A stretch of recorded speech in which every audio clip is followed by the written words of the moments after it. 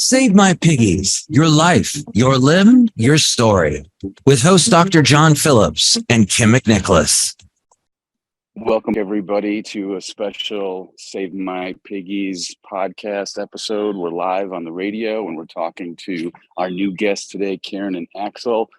Karen and Axel, you guys have a story that you want to share with us about perseverance and fighting through PAD. So please introduce yourselves, and the floor is yours. Hi, I'm Karen. And I'm Axel. Welcome. We really appreciate you. And I wanted to bring in also and let Dr. James Anazana know that he's welcome to jump in with questions throughout your story as well, because it's really compelling. You are a cancer survivor. And that was the start of this whole journey to plaque buildup in your arteries. Let's start there, Karen. Yeah. So I think Karen kind of wants me to talk. You have the radio voice. Let's make this very quick because it's otherwise a pretty lengthy story. In 2020, we started out with Karen, or with us finding out Karen had sinus cancer, and which is an extremely unusual cancer. With that, obviously, all kinds of diagnoses came up, including her constantly having cold feet, and they had turned blue. So therefore, we were told to see a vascular surgeon. Then our HMO, you said, and so we did. They ran tests and found out that her iliacs were plugged up. And the next thing was that they pretty much right away suggested to do an axillobifemoral bypass, meaning a plastic tube from the shoulder underarm area, yes, all the way down, bypassing everything, going down to the iliacs. Now, with that in mind and that being a big shock, I think that was about the time that Karen ended up in touch with you via Facebook, I believe, and yes. You then much suggested to see that we get another opinion. And so within our HMO, we asked for another opinion from another vascular surgeon, which was in this case in San Francisco, who replied to the CAT scans and you name it, whatever was done, and immediately brought up something that we didn't even know about, which was that apparently one of Karen's kidneys was shriveled up, and that one look at her renals along with the iliacs. So going back to our surgeon in they said we will look into that. They did sonograms and all sorts of different things in order to find out what was wrong with the renals, and they didn't seem to think that there was a problem. So, but again, going back to the bypass for the iliacs to get blood back down into her legs, and it just still, it wasn't enough of a response, not even talking about the renals, even though we were told that one of her kidneys shriveled up. So right, you had a situation where you have the one vascular surgeon that was only a year out of fellowship, who is the deciding person on your team. You tried to get a second opinion from the superior. The superior only agreed with what the original vascular surgeon would do. A third vascular surgeon in the same HMO that I happened to be working with for another patient and he ended up educating us about the renal arteries being plugged up as well. And when you went back to the other team, your original team, they weren't going to, there was nothing wrong. Your only option is going to be this axillobifemoral bypass, bypassing everything. And you know, in the reading, you're reading that, oh my gosh, in the United Kingdom, it's considered palliative care. It has a very high mortality rate, and you're a mom. Right. A mom of 3 kids, right? Yeah. This obviously was a huge concern. Therefore, a third vascular surgeon came in, and he then said, yes, this is about the only option with that bypass.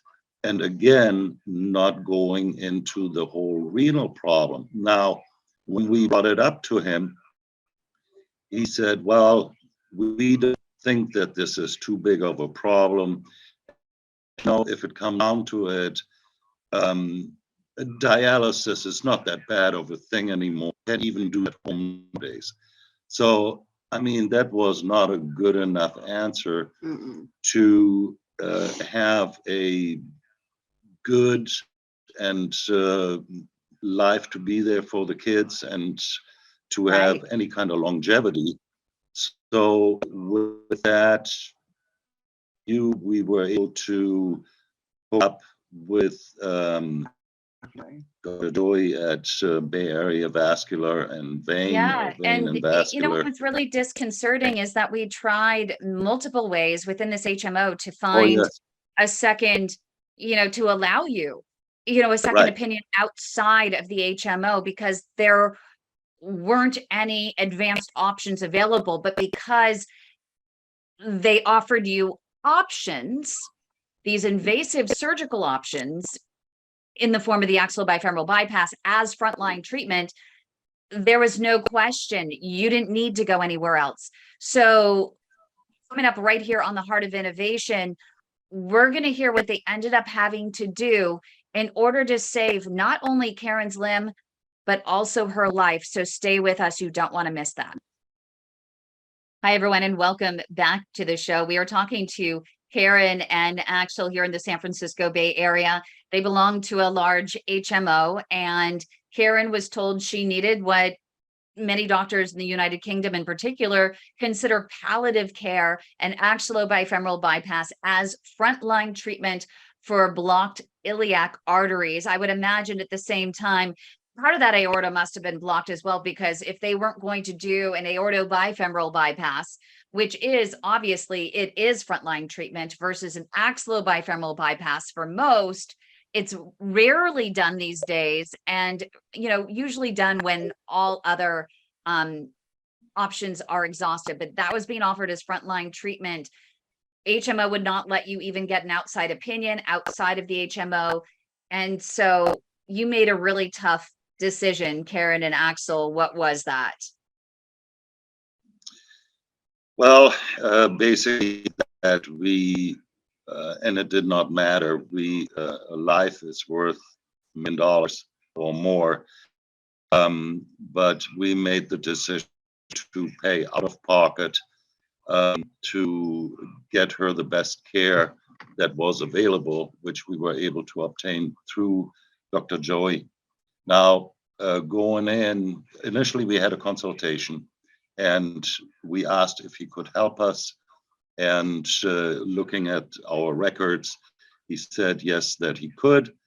And with that, we scheduled the first procedure, which he thought was most important to start with, which was to take care of the renals. Now, after that procedure and stenting the renals, he came into the recovery room and talked to me and said, you know, it's a good thing that we did this, because one of them was plugged by 95% and the other one 91%. Wow. That means he was going to go into kidney failure at any time.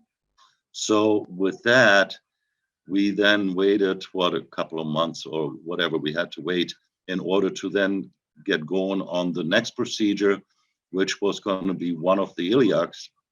He was going to do this in stages, that it's not so invasive. in any event, so going into the next procedure, when he was done with that, he came out to me and said, you know, this was a heck of a lot worse than I initially thought. I ended up having to stent literally the whole aorta from the heart on down. And then I believe it was initially the right iliac. Then that all worked out well. It was hardly invasive at all. I mean, she came through that with flying colors. And so then the last procedure was to take care of the left iliac, which was still tricky, but this man is, I can't say enough. So Dr. James in any Joy. event, yes. So in any event, this all got done, and she got warmth back into her feet. They no longer were blue. Her kidneys were working properly. The shriveled up kidneys started getting a bigger shape again. So it came back on board. And with that, all the procedures were done. And then we just went into follow-up ultrasounds every 3 months. Now, meanwhile, at the same time, they had suggested to take Xarelto as a blood thinner.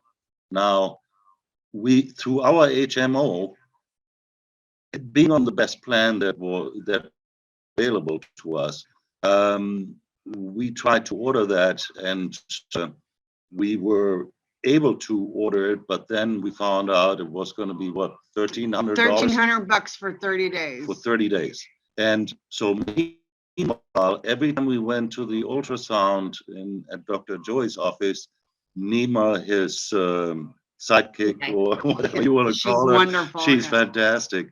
She would give us Xarelto samples. Yeah. To this day, we've been getting Xarelto samples from them without having to pay a dime. And we have about 30 seconds left. Okay. Where is she? How long are we since the procedures, and how are you doing? We have about 30 seconds. It's been a good year since I've had everything done. I'm doing really well. I'm doing great thanks to you and thanks to Dr. Joey. And the walking, I mean, that helped so much to get the blood back in my foot. That helped so much. That the challenge was really cool. And I thank you so much, and Doug too, because if we had a little moment when I was feeling sorry for myself in bed, I never met all of you, or this wouldn't have worked out. So I thank you all. It did. And thank you so much for sharing. So you mean the only problem is, let me just say one more thing. The only thing is, it's a big problem that as long as you have money, you can live. If you don't have money, you're down. And that's wrong. Something needs to be done about that in general. Yep, that's pretty much all I've got to say about that. Powerful words. Thank you. But thank you, Kim, for everything that you've done. And thank you, everyone, for listening into the Heart of Innovation.